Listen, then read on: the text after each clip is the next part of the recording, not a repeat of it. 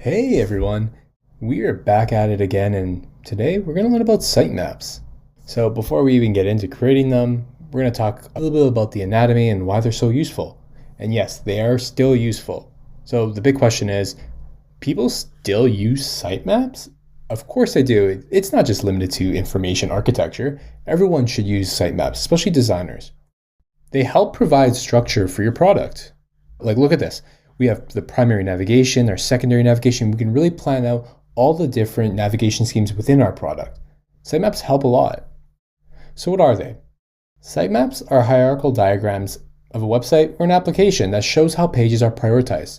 I want you to think about the last lesson that we went through. User flows that we did prior are kind of like a street view of what we were discovering in terms of like how the user should achieve goals and where we discovered different types of content we needed. You remember this user flow over here. This is making a purchase. And we discovered a lot of different things. We discovered like the different steps that it took to actually complete a purchase. We discovered different types of micro interactions, all the different close-up details that we didn't necessarily know before. Now, a sitemap is essentially a bird's eye view. This way we can take an early glance of what our product looks like from the treetops. So when do we use sitemaps?